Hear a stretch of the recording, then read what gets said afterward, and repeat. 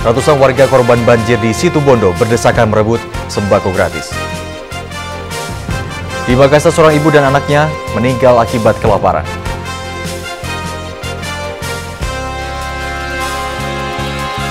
Halo pemirsa, kedua laporan tadi dan sejumlah laporan penting lainnya akan kami hadirkan. Saya Gustaf Olia, inilah Seputar Indonesia.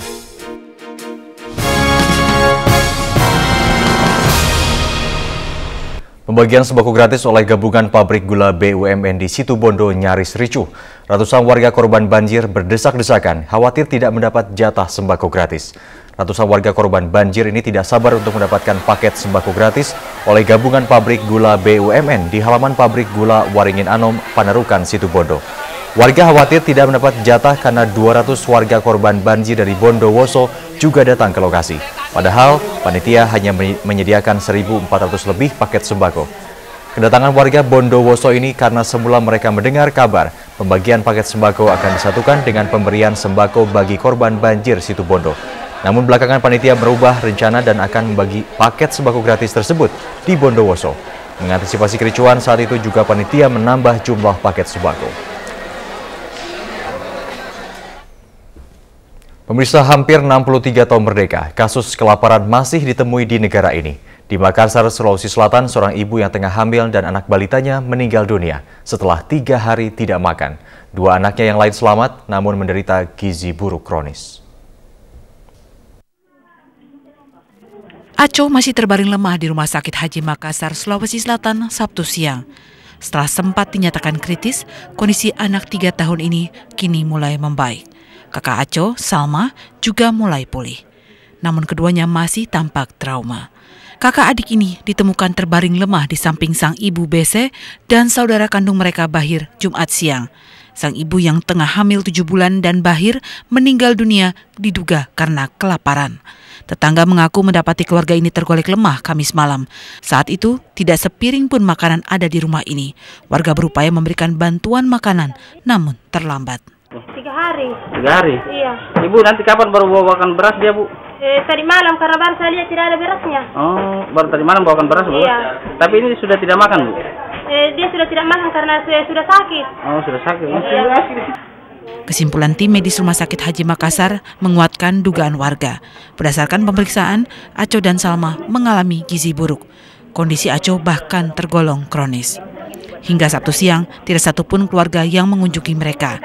Ayah mereka yang berprofesi sebagai tukang beca tengah menguburkan sang istri dan anak di kampung halaman. Hanya para tetangga yang mengunjungi dan keluarga pasien lainnya yang bersimpati kepada kedua anak ini. Dari Makassar, Sulawesi Selatan, Husein Abdullah dan Halid Bibi melaporkan. 3 balita di Trenggalek, Jawa Timur juga tengah dirawat intensif karena gizi buruk. Ketiganya kini terserang berbagai penyakit setelah kekebalan tubuh mereka menurun drastis. Tasya terlihat lemah dalam dekapan ibunya. Bayi berusia 5 bulan ini mengalami kekurangan gizi. Berat badan Tasya hanya 3,8 kg atau jauh dibanding berat badan normal bayi seusianya yakni 7,5 kg. Tasya adalah satu di antara 3 bayi penderita gizi buruk yang tengah dirawat intensif di ruang isolasi instalasi rawat inap Dahlia, RSUD Dr. Sudono, Trenggalek, Jawa Timur. Di sini juga dirawat Aisyah, 4 bulan yang hanya memiliki berat 4,5 kg atau kurang 2 kg dari berat badan normal, dan Angga, 1 tahun yang hanya memiliki berat 6,8 kg atau kurang 3,2 kg dari berat badan normal. Tahunya kalau kena gizi buruk gimana, Bu, awalnya, Bu? Badannya keriput, Terus? lemah lengan dan kakinya. Selain memberi asupan gizi yang cukup pada ketiga bayi, tim medis juga menangani penyakit yang mereka derita pasca menurunnya sistem kekebalan tubuh akibat kurang gizi. Seperti Tasya yang mengalami gangguan sistem paru, serta Aisyah dan Angga yang mengalami gangguan pada sistem pencernaannya. Ini ada gangguan lambungnya di sini. Saat masuk ke sini kondisinya gimana? Kondisinya jelek, perutnya besar sekali, gangguan pencernaan. Kasus gizi buruk di rumah sakit daerah ini bukan yang pertama kalinya. Tahun lalu ada 12 balita yang dirawat karena kasus serupa. Dari Trenggalek, Jawa Timur, Afnan Subagio melaporkan. Di tengah kasus kelaparan dan gizi buruk, puluhan ibu di Jakarta membuang berdus-dus susu formula saat unjuk rasa siang tadi. Aksi ini mereka lakukan karena mereka mengaku resah atas temuan bakteri dalam susu formula.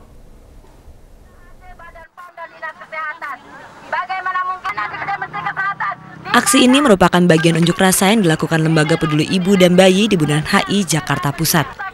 Unjuk rasa terkait hasil penelitian IPB terhadap sejumlah produk susu dan bubur susu yang positif mengandung Enterobacter sakazaki, nama sebuah bakteri yang diindikasikan berbahaya untuk kesehatan bayi. Pengunjuk rasa menganggap pemerintah terutama Menkes dan BPOM tidak tegas menanggapi hasil penelitian tersebut.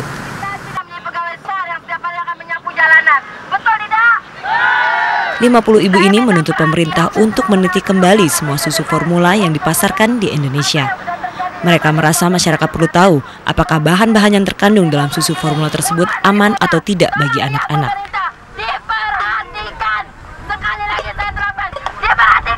Hasil penelitian IPB ini memang belum terbukti kebenarannya. Namun aksi dengan cara membuang susu ke jalan ini sungguh disayangkan karena dilakukan saat harga kebutuhan pokok melambung di tengah daya beli masyarakat yang semakin menurun. Aulia Wulan dan Yudi Harnanto melaporkan. Pemirsa, di saat sebagian masyarakat dililit kemiskinan, pemerintah justru menutup utang 2 konglomerat senilai puluhan triliun rupiah.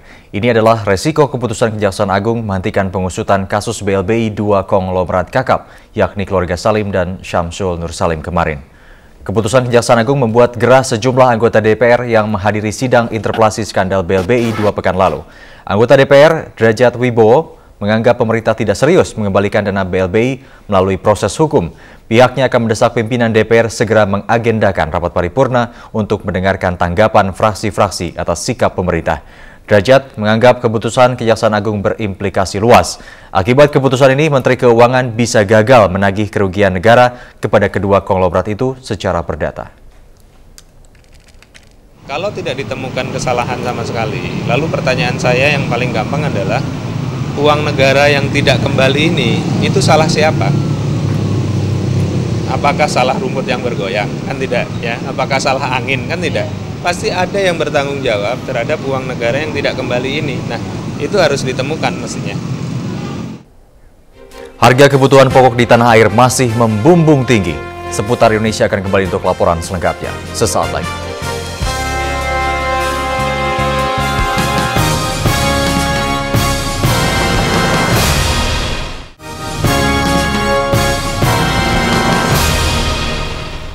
Pemirsa, dana yang dianggarkan untuk bidang pendidikan di Jakarta kini dipertanyakan. Anggaran untuk bidang yang sangat penting ini justru dipotong 62 miliar rupiah. Sementara DPRD menganggarkan puluhan miliar rupiah untuk kepentingan lain. Untuk apakah itu? Berikut laporannya. Sulit membayangkan gedung sekolah yang sangat memprihatinkan ini berada di ibu kota. Sekolah ini tidak layak lagi ditempati, hingga para siswanya terpaksa mengungsi belajar di sebuah musola. Ini hanyalah satu dari 400 lebih gedung sekolah di Jakarta yang kondisinya sangat mendesak diperbaiki. Apakah Pemprov dan para wakil rakyat di DPRD DKI peduli? Faktanya, dari total 20 triliun lebih dana APBD yang disetujui, hanya 102 miliar rupiah yang dianggarkan untuk bidang pendidikan, termasuk untuk memperbaiki sekolah-sekolah seperti ini.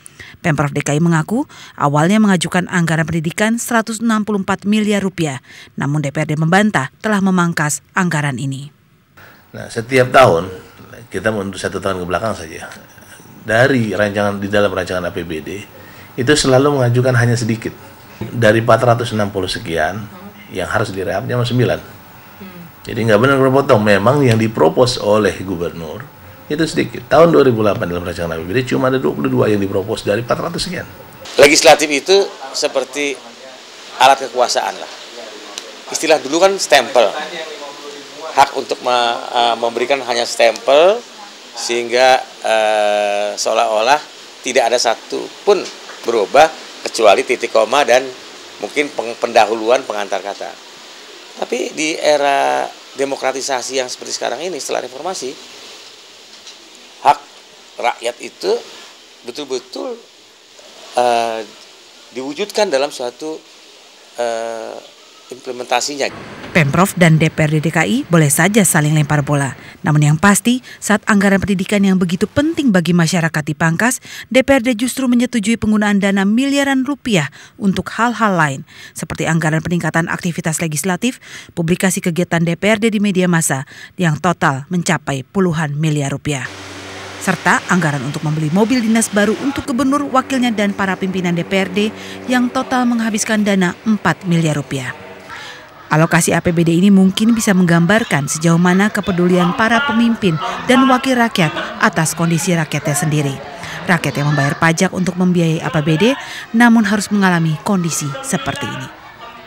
Tim Liputan RCTI melaporkan. Harga sejumlah kebutuhan pokok di beberapa daerah naik, di antaranya cabai merah, minyak goreng, dan ayam potong. Besar kenaikan antara 10 hingga 30%.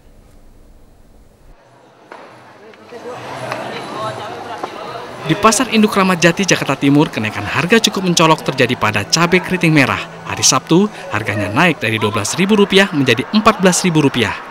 Sedangkan harga bawang merah yang sempat mencapai Rp10.000 pada hari Jumat, kini turun menjadi Rp8.000 per kilogram.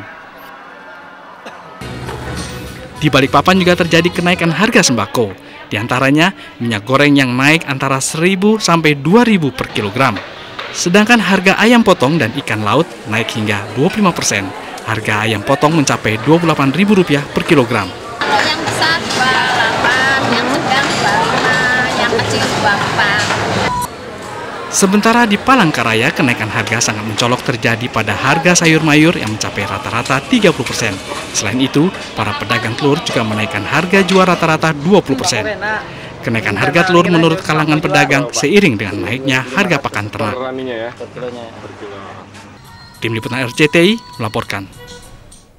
Ribuan ulat tiba-tiba menyerang sebuah kawasan di Indramayu, Jawa Barat. Nantikan laporan selengkapnya di Seputar Indonesia.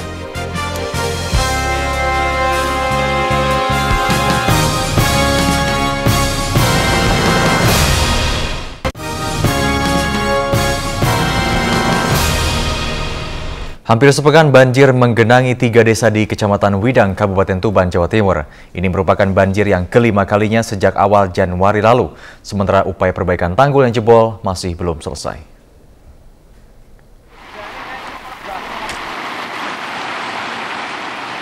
Luapan air Sungai Bengawan Solo masih mengenangi jalanan di beberapa desa di Kecamatan Widang, Kabupaten Tuban, Jawa Timur.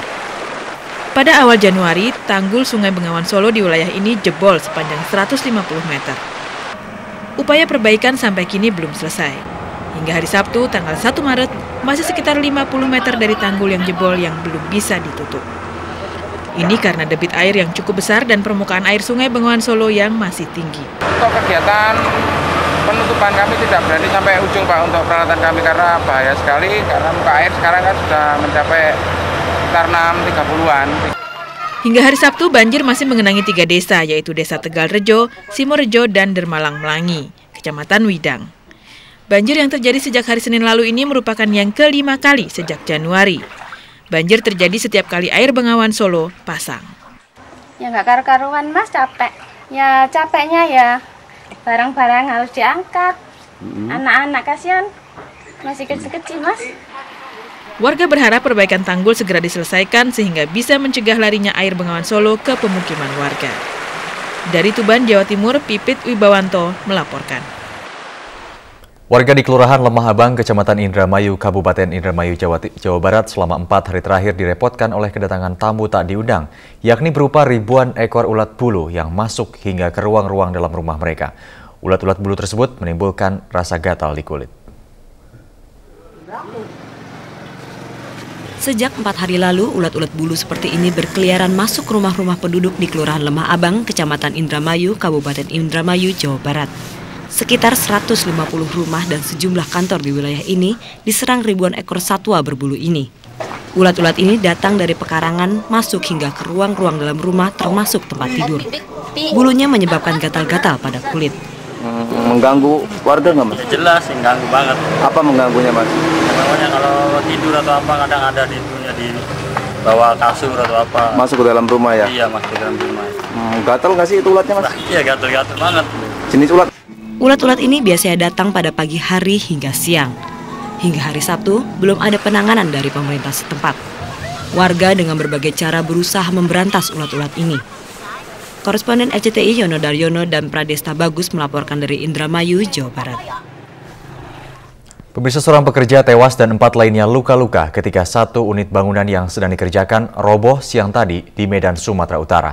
Kejadian berlangsung saat para pekerja sedang menyelesaikan pekerjaan beton di bagian dinding gedung yang rencananya akan dijadikan gedung taekwondo. Secara tiba-tiba, dinding roboh dan menimpa sejumlah pekerja. Salah seorang korban, Ferry Tinus Lase, tidak sempat menghindar hingga tewas di lokasi kejadian. Jenazah Ferry kemudian dievakuasi ke Rumah Sakit Umum Piringadi, Medan. Sementara Hendrik, Iwan, Dani, dan Halawa yang menderita luka ringan dibawa ke klinik terdekat. Penyelidikan insiden ini kini ditangani pihak Polsek Tapetumbak dan Jari Tua. Pemirsa, orang tua Nadine Sabtu pagi dipertemukan dengan Direktur Inspeksi Sertifikasi Pangan Badan POM, Tingartini, dan tim peneliti IPB serta YLKI dalam dialog Radio Trijaya Jakarta. Nadine pernah menderita diare dan fesesnya diketahui tercemar bakteri Zakazaki. Orang tua Nadine, Yan Warinson, mengharapkan pihak Badan POM meneliti kembali kasus yang menimpa anaknya. Pada Januari tahun lalu, pada feses Nadine terdapat bakteri Zakazaki. Pihak Badan POM menyarankan agar orang tua Nadine mau memeriksakan kembali feses Nadine, sehingga dapat diketahui apakah bakteri tersebut masih ada dalam tubuh Nadine. Mengingat sampai kini kondisi Nadine sangat rentan terhadap penyakit diare. Bila ada sisa susu yang dikonsumsinya, agar diserahkan ke Badan POM. Pemirsa, ingin berenang ditemani ikan-ikan hiu. Simak dulu laporannya di seputar Indonesia sesaat lagi.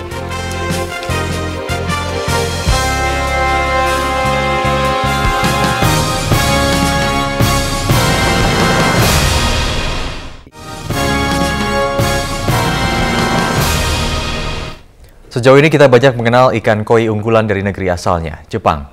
Namun, kini ikan koi mulai dibudidayakan di tanah air dan para pecintanya yakin keberadaannya mampu menyaingi koi asal negeri Sakura.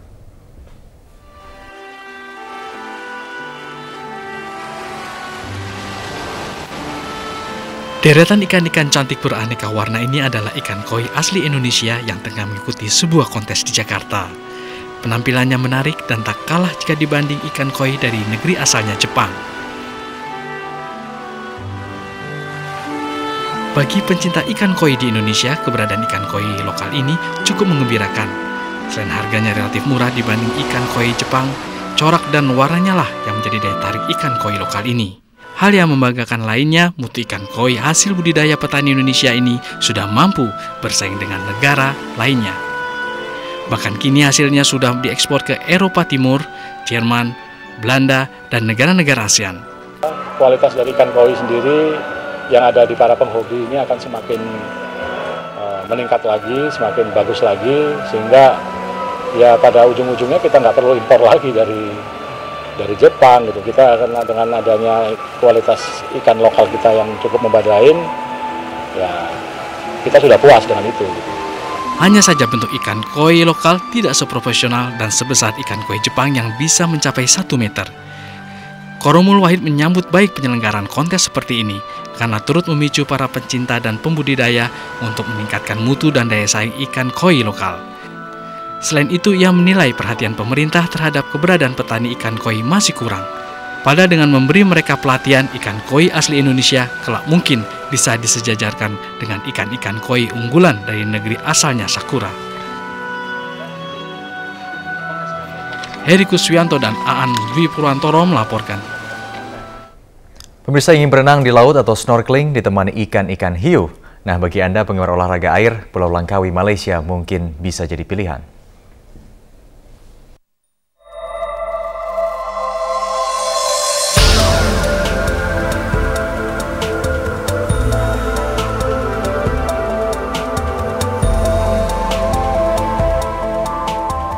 Tak akan pernah cukup waktu untuk menikmati eksotisme Langkawi, Malaysia.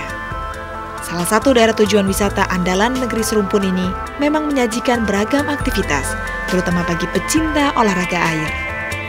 Kepulauan Langkawi terletak di sebelah barat Laut Malaysia. Terletak di negara bagian Kedah, kepulauan seluas 478,5 km persegi ini bisa dijangkau dengan pesawat, kereta, atau kapal laut. Jika gemar menyelam atau snorkeling, Anda dapat mengunjungi Pulau Payar, salah satu dari 99 pulau di Kepulauan Langkawi. Untuk mencapai pulau ini, Anda harus naik kapal selama 45 menit menuju Pulau Payar. Di sepanjang perjalanan, birunya laut dan hamparan pegunungan begitu memanjakan mata.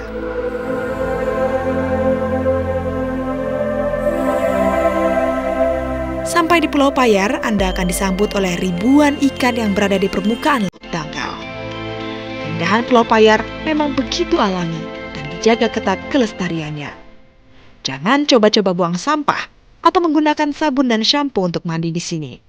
Bisa-bisa Anda terkena sanksi berupa denda sebesar Rp1.000 atau sekitar 2,6 juta rupiah. Pulau Payar memang sangat cocok bagi mereka yang hobi menyelam.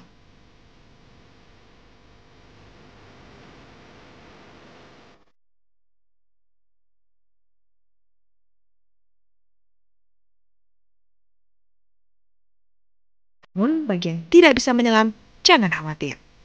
Keindahan terumbu karang dan aneka biota laut tetap bisa dinikmati dengan snorkeling di permukaan laut. Pengunjung akan merasakan sensasi unik, snorkeling di antara ribuan ikan. Sesekali bahkan Anda akan menjumpai ikan-ikan hiu melintas di dekat Anda.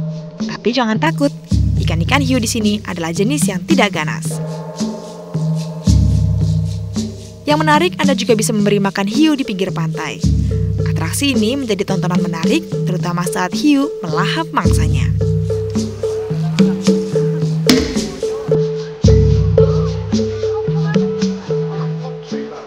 Pesona Pulau Payar Langkawi seolah tak pernah habis. Keindahannya selalu menggoda pengunjung untuk datang dan datang lagi. Dari Pulau Payar, Malaysia, Atmaji Sumarkijo dan Alexander Zulkarnain melaporkan. Dan pemirsa, kami akhiri seputar Indonesia 1 Maret 2008. Saya Gustaf Olia, selamat berakhir pekan dan sampai jumpa.